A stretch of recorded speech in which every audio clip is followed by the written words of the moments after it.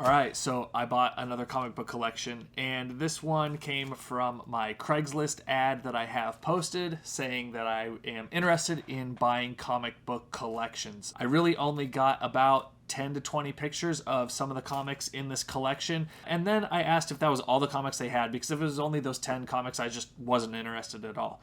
But they said they had more. They sent over another 10 pictures or so, and in some of those pictures, some of them were like this stack of comics, just like shown just like this, as well as a picture of this short box just like this. And at that point, I knew there was enough comics there to make kind of an offer on this collection as a whole. Thankfully, they took close to what my initial offer was, and we'll get to that a little later on. But let's go ahead and take a look at these comics. I have no idea what's in here outside of those few pictures that I saw. All right, now like I mentioned, I have no idea what's in here outside of some of those pictures that they sent over, which I'll kind of overlay here at some point in the video to show you exactly what I knew going into picking up this collection and what kind of, set the tone for my offer on this collection. So first off, we've got this Laugh number 162. It's a 12-center, early, Archie type of book here. This one is from 1964. Pretty beat up, though. We've got a partially detached cover here on the bottom, but cool to see some of these early Archie series books here. We got some Excalibur here. I'm not going to go over every single book unless I, think something is noteworthy or anything like that. Again, like down in the comments, let me know if you see something here that I've passed up that I shouldn't have.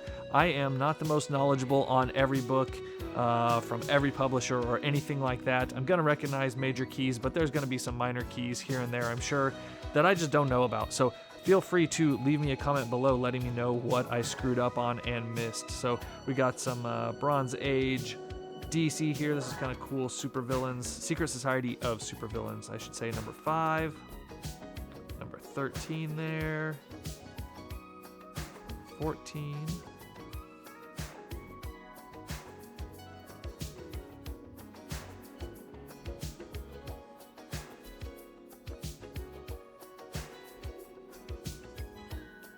This collection definitely spans the ages, right? We've got everything from Silver Age to pretty modern books here. It's kind of funny.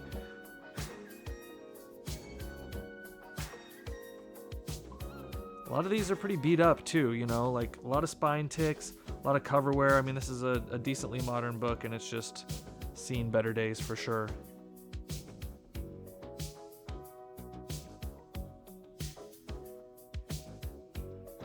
A lot of these are, or pretty much all of these so far, are probably going to end up as dollar books in my booth at the antique mall.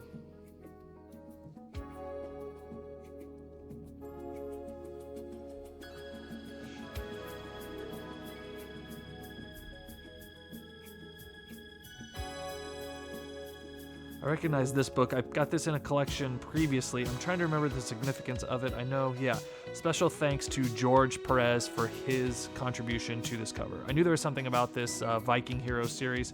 George Perez cover there. Wow, 10-cent new heroic covers. Never seen this before.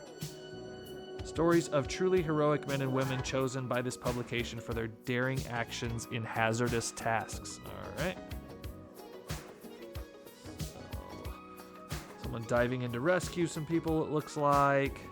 Some car wreck. Kind of a cool book there.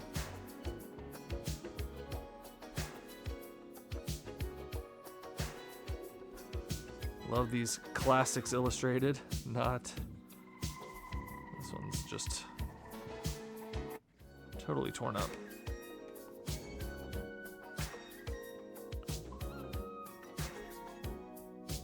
Condor Man, I've seen that movie a long time ago.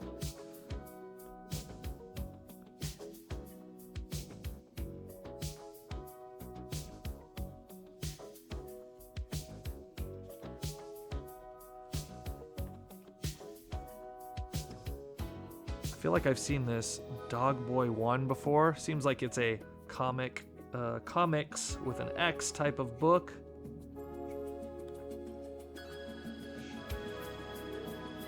Kind of seems to be the case here from the looks of it. Whoa, hey. Nice. I'm guessing that's a Steve Laffler autograph there. Photography by Becca Schwartz and Steve Laffler. Alright, a signed book. We're going to pull that one to the side. Looks like his name's here as well. Signature looks similar. We'll have to check that one out.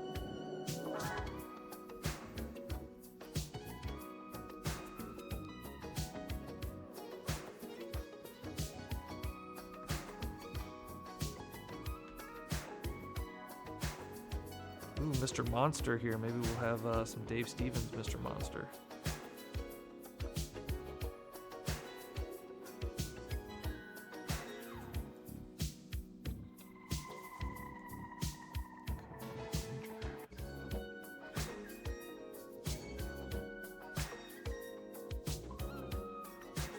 So far, nothing I'm too excited about in particular. That definitely looks like some Jack Kirby artwork there, if I'm not mistaken. Number 6 here.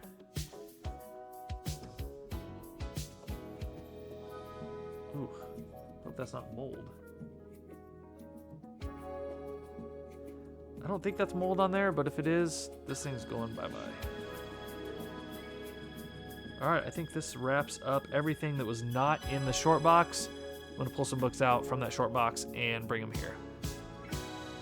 Alright, of course it wouldn't be a comic book pickup if we didn't have some sort of XO Man of War here. Number 0. Always find that in collections.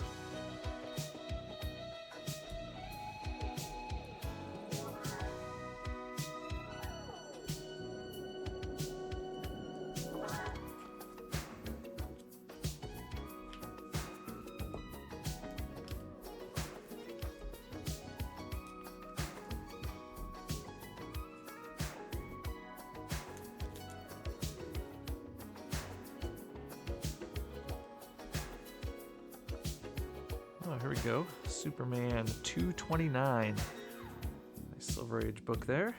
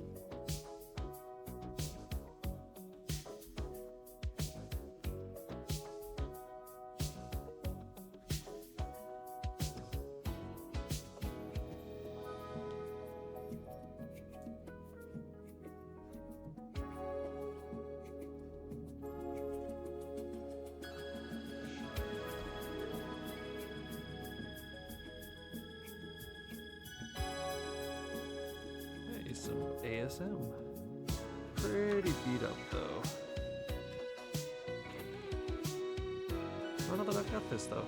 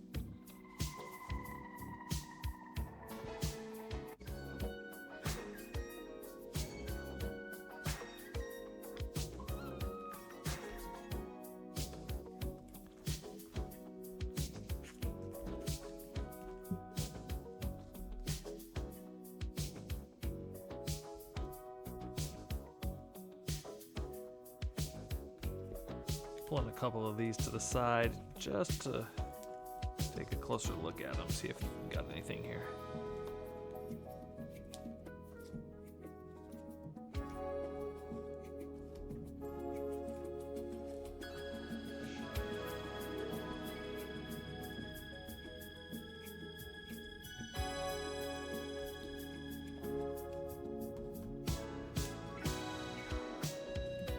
And that's it right there.